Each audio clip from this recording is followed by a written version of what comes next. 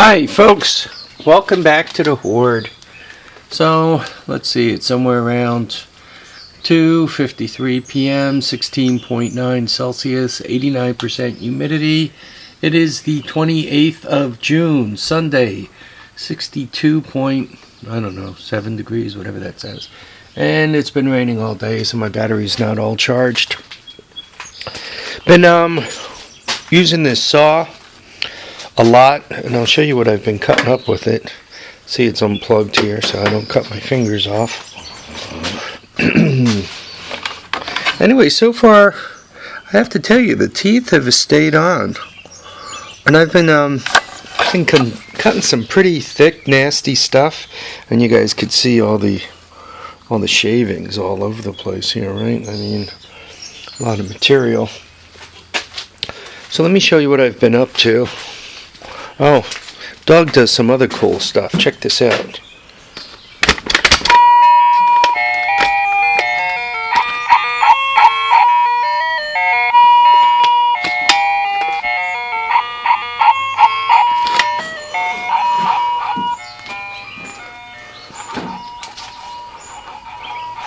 He's still going.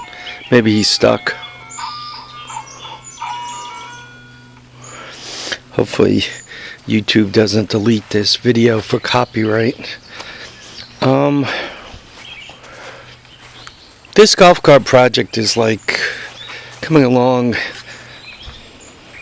It's moving at about the same rate a rock grows in a year.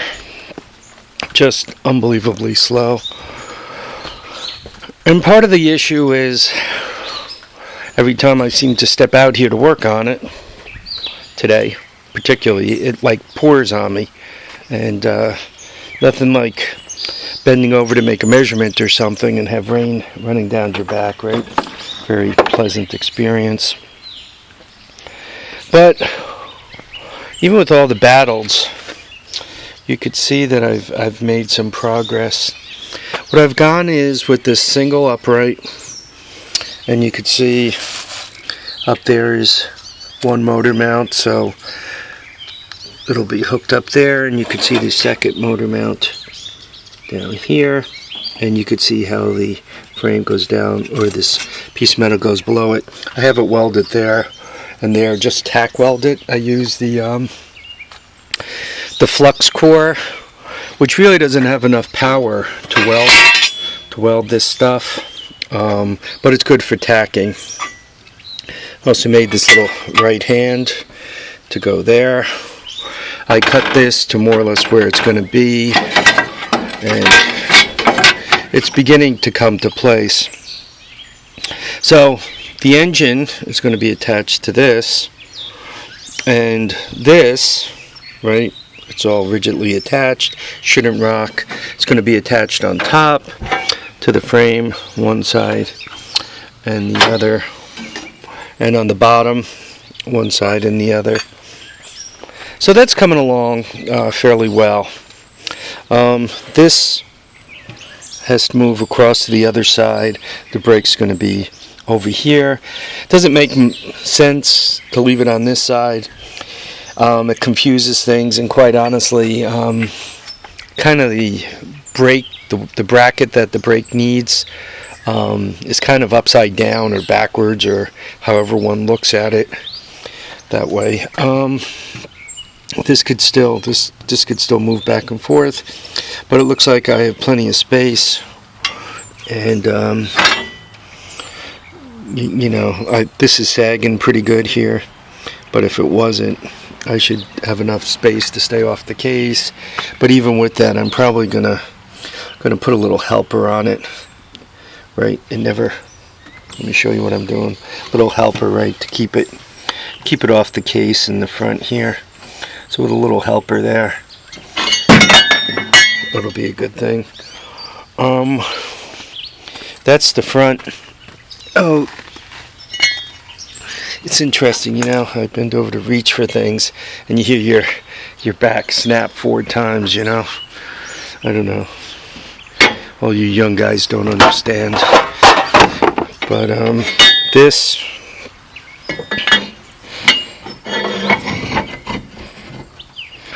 is going to be the front mount, and you see how it's going to work there, and you can see the 1-2 holes is going to be welded to this, just like the other one.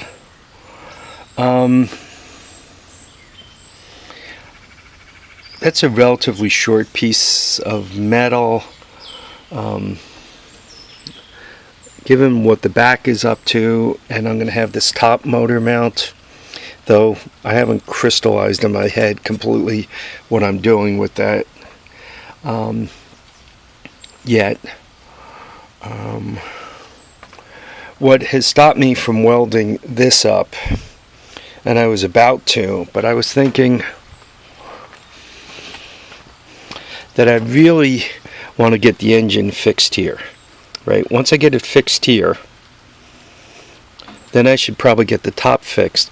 That way I don't have this kind of stuff going on, right? So get it fixed in the back, get it fixed on top, and then from there I can get this mount put together. I still have to also get that throttle linkage out of the way. It's keeping things from settling into place, right? So progress. The saw, that metal cutting blade, makes a big difference. I'm able to go faster. I also don't have all kinds of metal particles in my hair, and once it kind of gets into your hair as you float about, it ends up in your mouth and your teeth, and I don't care for the taste of metal. So anyway, I really, as soon as I'm done making this video, I want to get back to playing with this, and I'm just noticing a few more drops are falling, because it seems that every time I go to bend over this thing to get that back plastic and all off, once again it starts raining on me. A rainy day, eh? We do need the rain. Today, obviously, we have rain, but after this, it's supposed to dry up a bit, and that should make making this progress a little quicker. I already got the grass cut for the week, so once again, hopefully things move along a little better. I haven't brought in the newspapers yet. I should go get those. You guys in the mood for a walk?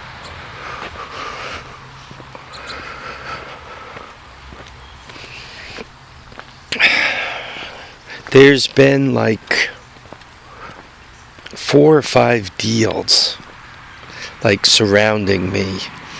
There's a TRX 200SX complete bike with plastic that doesn't look absolutely horrible for $500, and it's been for sale for a while.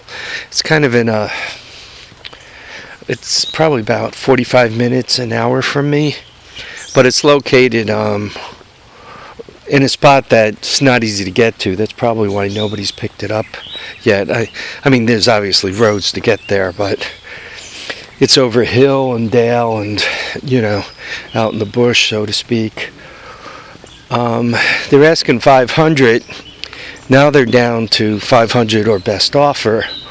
So I'm pretty sure a quick $350, $375, $400 on the outside would steal that. Which, if you go and take a look at what a recoil and a used engine would cost you, that's a steal of a deal. And it runs and all. He says it needs a sprocket. I'm hoping that it doesn't need a sprocket and a case, because if the case is shot, you can't get a new one. They don't make them anymore, so you're obviously buying them off of eBay.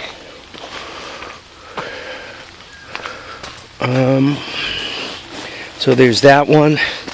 There's a 200X that somebody redid the top end on, and they want $500 for that. Looks like a nice looking bike. They say it's difficult to start, so that's another one with the right right cache, somebody could steal it. There's a 200 ES, original owner with title and paperwork. I mean, beautiful, garage kept, beautiful. That a guy's after 6 1/4 for. Needs a battery.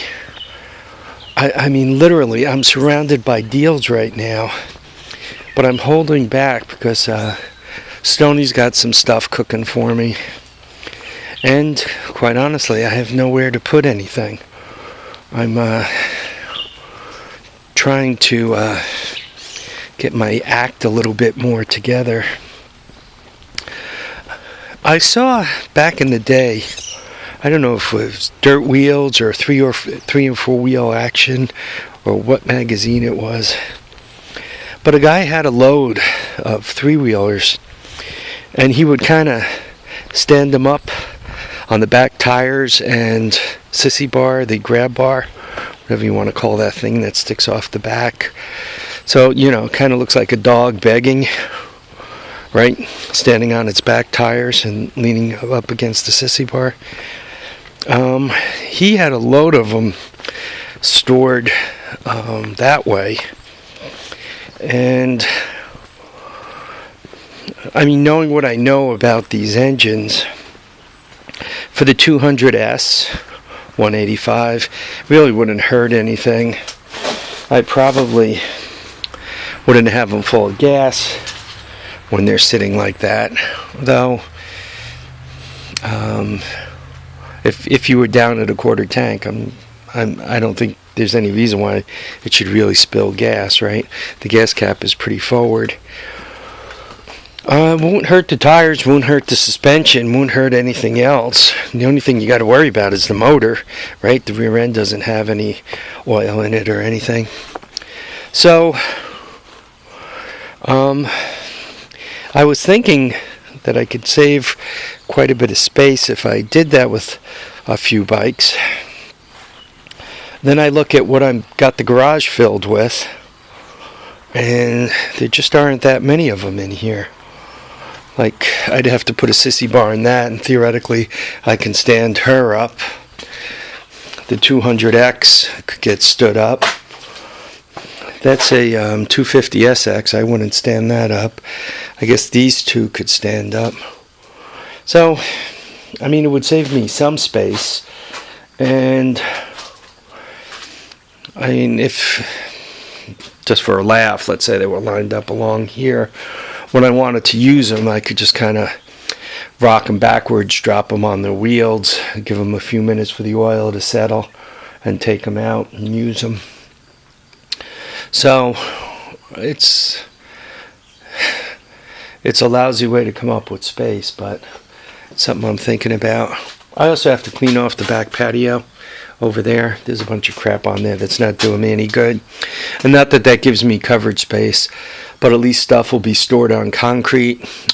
That keeps it drier, makes it easier to put some under the rear end so the tire, it's not sitting on the tires. Easier to tarp, easier to do everything. So I am thinking about capturing some of that space there.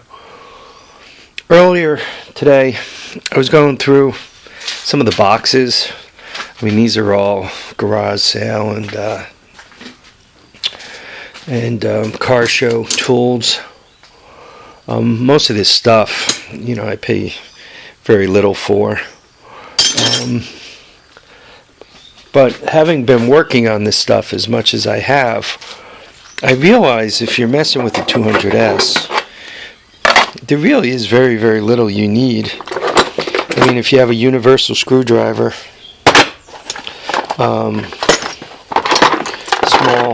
small pair of vice grips, throw in a adjustable wrench just for completeness. I always seem to need a knife. And then if you go with, like, this is a snap-on 10mm, that's what you use most of, and this wrench should be perfect. Then a couple of the motorcycle wrenches, 10-12. This is 8-10. 14-17. There's a Honda wrench, another 10-12. You know, screwdriver for the to get some of the jets out, dikes. That's another kit that shouldn't be in there. I mean, a pair of water channel pliers.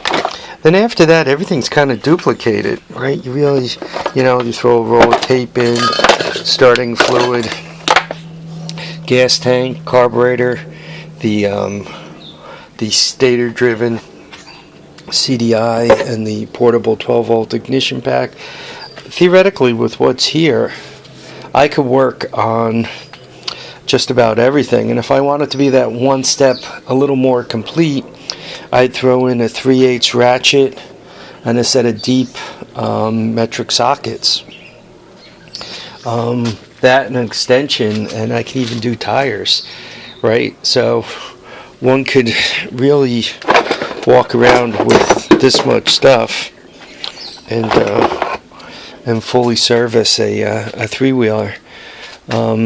Which means all the rest of this, you know, tools and tools and tools,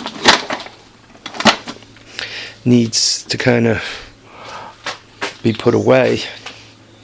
This tool chest, I kind of set up the top of it with all kinds of great tools inside, which is wonderful. Except it's very frequent with these things that you kind of use the top as a bench, right? A rolling bench. So, yeah, I'm not quite sure what I'm thinking. Probably what I should do is empty it out and just stick that stuff in there, right? That tray. That way I can roll it and take the tray out, and I have all the tools I need and everything right in hand. I then use these drawers, right, just for like a 1/2-inch metric set. Maybe put the SAE stuff for lawnmowers on one side, and you know, the bigger metric stuff. But yeah, got a million of these wrenches. The spoon wrenches. These are really helpful for working on the three-wheelers also. Particularly for taking off the rear end, the 17 spoon for getting those big bolts loose. The ones that hold the rear end to the frame. Really good with that kind of stuff. So anyway, that's what I'm up to. A little organization, a little golf cart. I find with the golf cart, it's handy to like do a bunch of stuff and then stop and think about it and then do a bunch more. It seems to come out better, a little less rework that way. Okay, folks, I want to thank you all for watching and commenting and subscribing. Remember to keep your feet down, keep your head up, get out there, enjoy all your days, even if it's raining on you here. You got to get out there and have some fun. Remember to keep your head up, keep your feet down, and once again, thanks for being with me. Bye now.